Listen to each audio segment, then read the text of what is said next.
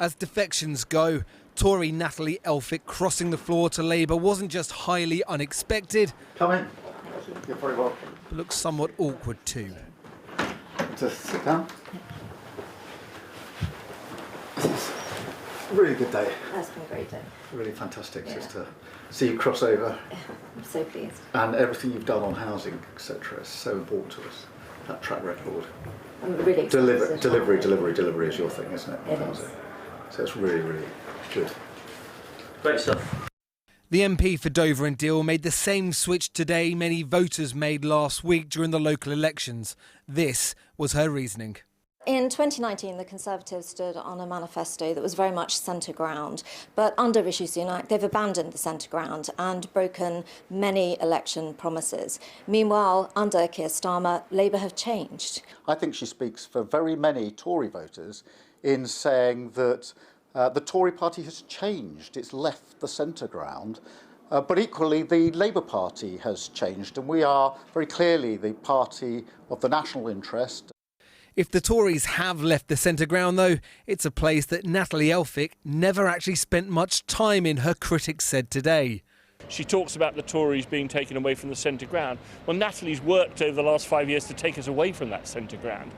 2 years ago, her preferred choice for Tory leader was Liz Truss. And on immigration, Ms Elphicke previously tweeted, Labour back fewer and weaker border controls. And then, they are not serious about stopping small boats. And then just last year, she wrote this piece for the Daily Express entitled, Don't Trust Labour on Immigration, They Really Want Open Borders. Entering Parliament today, Natalie Elphicke was hidden from the eyes of the Commons. But just before Prime Minister's questions started, she was scuttled to her new home on the Labour benches, welcomed by Sir Keir Starmer and given a handshake. And then, a few moments later, spotted by her now former colleague Jonathan Gullis. To upgrade our power grid as demanded by... The news then rippled along the Tory benches.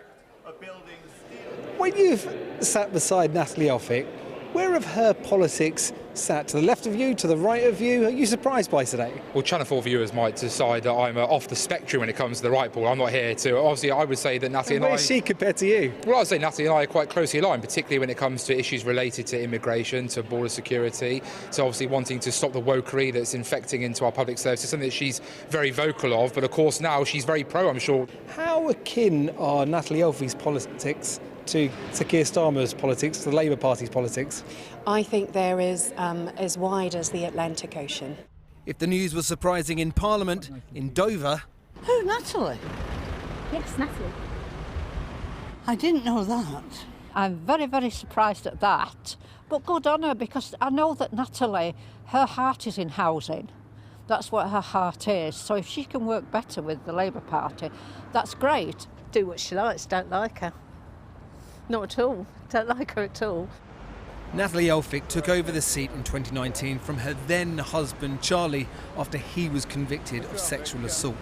But her views since on immigration have sent a cold shiver down the spines of many Labour MPs today, enraged that she has been allowed to cross the floor. I think for millions of people up and down the country, it will speak volumes that Diane Abbott is not allowed to sit as a Labour MP, but as of now, Natalie Elphicke does. What is that, volumes?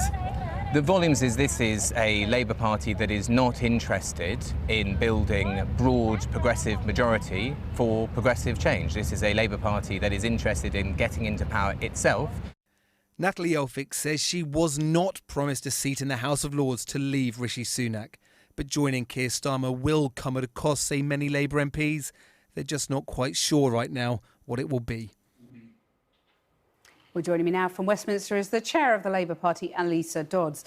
Anneliese Dodds, not all your colleagues are very happy to welcome Ms Elphicke. Are you?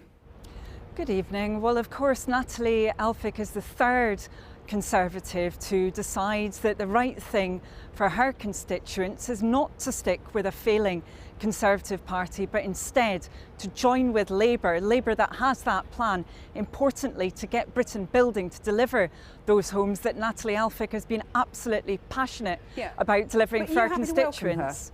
I mean, you've said Absolutely. she's the third MP, which is a statement of fact, but you're overjoyed to see her in the party, are you? Absolutely, because she's put her constituents first. She's looked at those failures on housing. She's not prepared to accept that anymore, or indeed the failures that we've seen on migration policy too from the Conservatives. And I think it's quite right that she's looked long and hard at the Conservatives' record and their lack of sensible plans in these areas and said she's had enough of that. Instead, she's going to back a party that's got serious plans on those areas, and quite right too. Well, not very long ago, she was very critical of your plans, accusing you of wanting to open the borders to immigrants. She said you were making a tax grab. She criticised your anti-car policies, pandering to the unions over strikes, undermining the Rwanda bill. I mean, how do your views actually align with hers? Well, I think anyone who looks at the statement that she's released today will see very clearly that she is someone who's absolutely passionate about changing our country for the better, particularly on that key issue. About all sorts of Conservative policies just yesterday.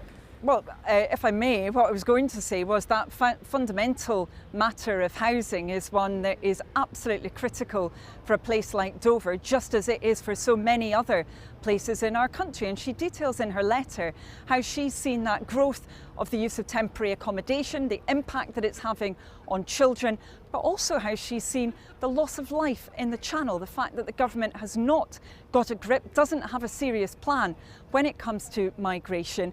And rightly, she has decided to make a very momentous decision, one that, yes, does mean breaking with her previous party, but in order to put her constituents and indeed our country first.